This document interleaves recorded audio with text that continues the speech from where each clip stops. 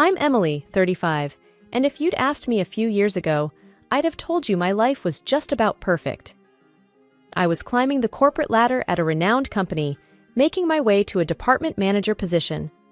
It was during those long hours at work that I stumbled upon something unexpected, something that wasn't part of my meticulously planned career path. Love. His name was Jake, a colleague from a different department. He wasn't as high up on the career ladder as I was, but that never mattered to me. Our connection was instant, and before we knew it, our office romance blossomed into something deeper, leading us down the aisle. The company we worked for was supportive. After all, it wasn't a secret affair, but a serious relationship that everyone could see was genuine. We were happy, living in a beautiful, spacious house that we bought together.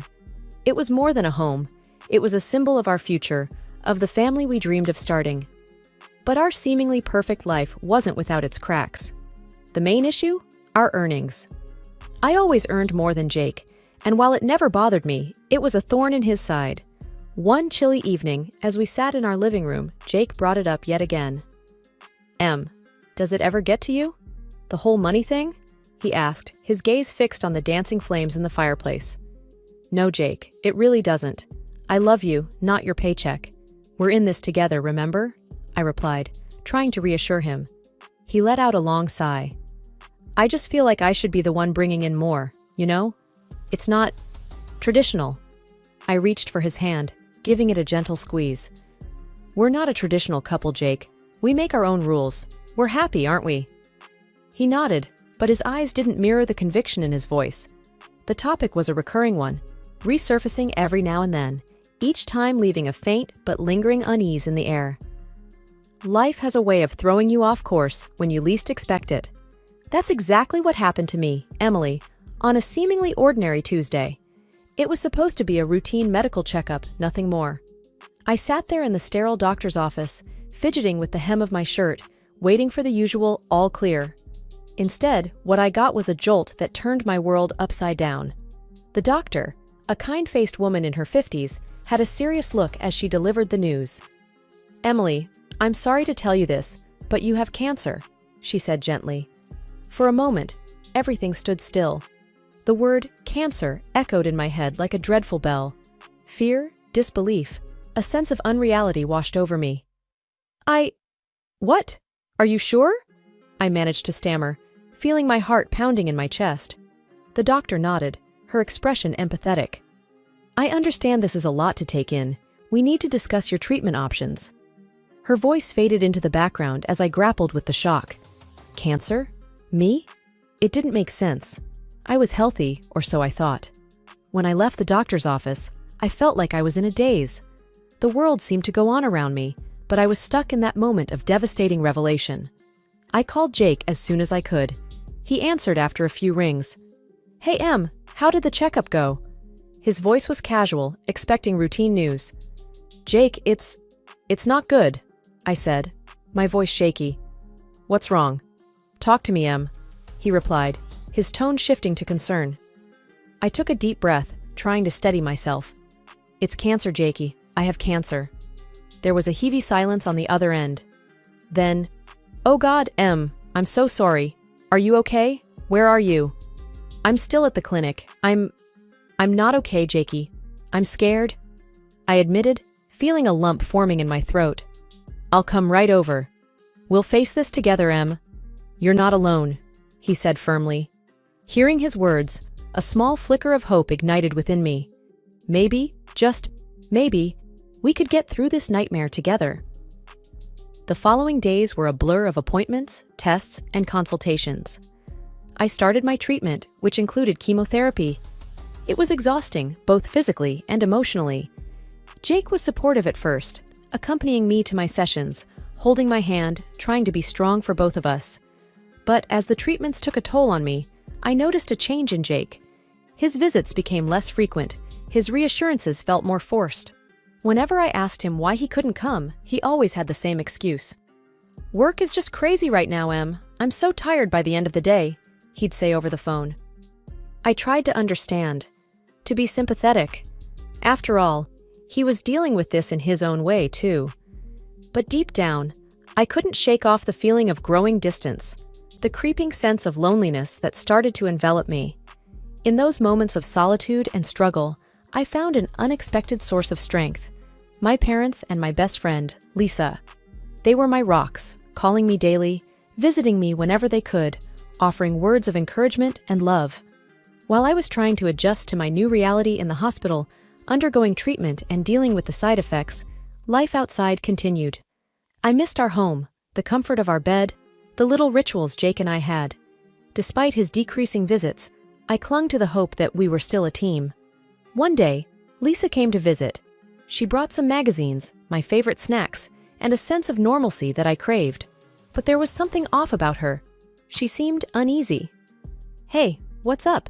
You seem a bit distracted," I said, trying to read her expression. Lisa hesitated before speaking. "Emily, I don't want to worry you, but something strange happened the other day." My heart skipped a beat. "What happened?" "Well, I was walking past your house, and I heard laughter. Loud, female laughter. It sounded like there was a party or something," she said cautiously. A cold shiver ran down my spine. "A party?" But Jake didn't mention anything. Maybe he had friends over. Lisa bit her lip, looking uncomfortable. "I don't know, Emily. It just felt weird.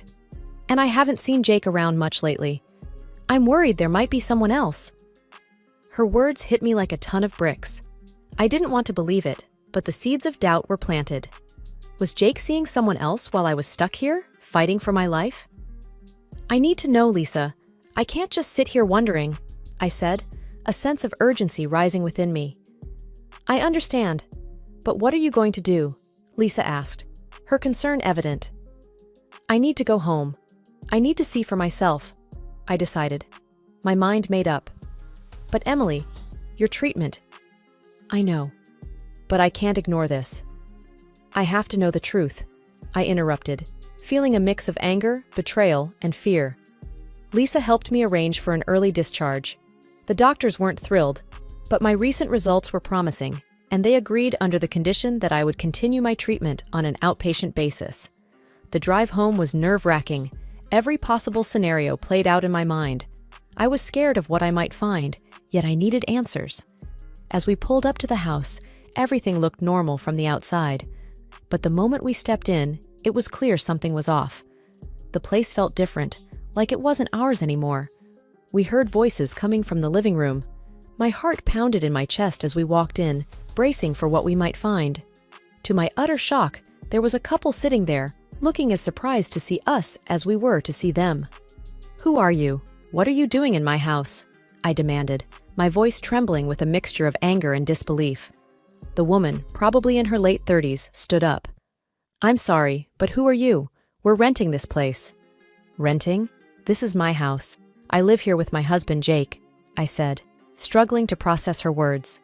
The man, who had been quiet until now, spoke up. "We've been here for a couple of weeks. We made a deal with Jake. He said the house was going to be sold, and we're interested in buying it." My world came crashing down at that moment.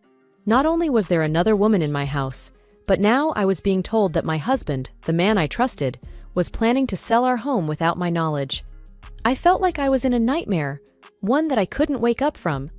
As I stood in the living room of what was once a symbol of our shared dreams, the couple who had unwittingly walked into this mess looked at me with a mix of confusion and pity. They introduced themselves as Mark and Sandra, clearly uncomfortable but trying to be polite. I could hardly focus on their words. My mind was in turmoil. "Please, can you call Jake? I need to speak to him," I said, my voice shaky but firm. Mark nodded, taking out his phone. "Of course, I have his number. He said to call if we needed anything." The wait for Jake to arrive was agonizing. My heart raced with a cocktail of emotions: anger, betrayal, disbelief. When he finally walked in, the look on his face was one of shock, but not the kind I expected. "Emily, what are you doing here? You should be in the hospital," he said, his voice tinged not with concern, but annoyance. His reaction only fueled my anger. "What am I doing here? Jake, what are you doing? Selling our house behind my back?" He had the audacity to look irritated. "I can explain, Emily. It's simple, really." "Explain?" Explain how you could betray me like this? My voice was rising despite my efforts to control it. Jake's expression hardened. Listen, Emily, you're sick. The cancer might not even go away. I have to think about my life too. I can't be tied down, waiting for whatever comes next. I felt like I had been slapped. His words were cruel, unrecognizable from the man I thought I knew. You're talking about selling our home, our life together, as if it's just a transaction. Is this really you, Jake? Disbelief and hurt were evident in my voice. He shrugged, a cold look in his eyes. It's practical, Emily. You're not going to make it, and I need the money to build my life. Besides, I would get this house anyway if you know. His words were like a knife twisting in my gut. The reality of his betrayal was worse than any suspicion I had harbored. I can't believe you, Jake. After everything, this is what it comes down to. Money and convenience? I was struggling to hold back tears. Jake seemed unfazed. Life goes on, Emily. Yours might not, but mine will. I need to think about my future. His brazenness left me speechless. I had imagined many scenarios, but nothing could have prepared me for the callousness I was witnessing. And you think you'll just get away with this? Selling our house? Leaving me with nothing while I'm fighting for my life? My voice trembled with a mixture of rage and pain. He shrugged again, a gesture that now filled me with revulsion. I'm doing what I have to. You can do whatever you want, Emily. It doesn't matter to me anymore. I felt a surge of resolve amidst the chaos of my emotions. I'll fight you on this, Jake, and the company will hear about how you treat your sick wife. You won't get away with this, he scoffed. Do what you want, Emily. I'm done here. With that, he turned and left, leaving a trail of coldness behind. I stood there, shaken to my core, realizing that the man I loved was a stranger to me now. I knew at that moment that this was a battle I had to fight, not just for my health, but for justice and dignity. After Jake left, a heavy silence filled the room. Mark and Sandra stood awkwardly, clearly wanting to escape the tense atmosphere. I couldn't blame them. Look, I'm really sorry about all this. We had no idea, Mark said, sounding genuinely apologetic. Yeah, we just wanted a place to stay. We didn't know about everything, Sandra added, her eyes full of sympathy. I gave them a weak smile. It's not your fault. You were just looking for a home. They offered to leave, but I insisted they stay. It wasn't their fault that Jake had dragged them into his deceit. After they left, I sat down on the couch, my mind racing. I felt betrayed, angry, and helpless. But amidst all those emotions, a fiery determination was taking shape. I wasn't going to let Jake walk all over me. The next morning, I called my lawyer and explained everything. He was shocked, but promised to help me fight this. Don't worry, Emily. We'll make sure he doesn't get away with this, he assured me. I felt a small glimmer of hope. With my lawyer's help, I would fight for what was rightfully mine. Next, I knew I had to confront Jake at work. It wasn't going to be easy, but I needed to face him. I wanted him to know that I wasn't going to back down. I arrived at the office, my heart pounding. As I walked through the halls, I could feel the eyes of my colleagues on me. They knew something was up. I knocked on Jake's office door and pushed it open without waiting for a response. Jake looked up, his face a mask of surprise and annoyance. Emily, what are you doing here? I'm here to tell you that I know everything. And I'm not going to let you get away with it, I said, my voice steady despite the turmoil inside. Jake scoffed. What are you going to do? You're sick, Emily. You should be resting, not causing a scene. I took a deep breath, steadying myself. I've spoken to my lawyer. We're going to fight you on the house, and I'm going to tell the bosses about what you've done.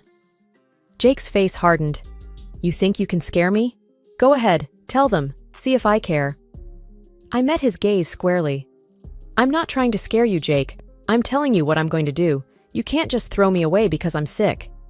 Jake leaned back in his chair, a smug look on his face. You really think you can win this? I'm not the bad guy here, Emily. I'm just trying to move on with my life. I felt a surge of anger. By selling our home? By leaving me with nothing? Jake shrugged. Life is tough, Emily. You should know that better than anyone. I shook my head, disgusted. I can't even recognize you anymore, Jake. You're not the man I married. Jake's expression didn't change. maybe you never really knew me at all." With that, I turned and walked out of his office. I had said what I needed to say. Now it was time to fight. In the days that followed, my life turned into a whirlwind of paperwork, meetings, and strategy sessions. My health was improving, but my battle was far from over. With each passing day, I gathered more evidence to support my claim to the house. My larger financial contribution was a strong point in my favor, and I was determined to see this through. My lawyer was optimistic. "Emily, you have a solid case. The numbers don't lie, and given the circumstances, it's unlikely a judge will side with Jake," he assured me over the phone. The relief I felt was palpable. "Thank you," I replied. "I appreciate your help more than you know."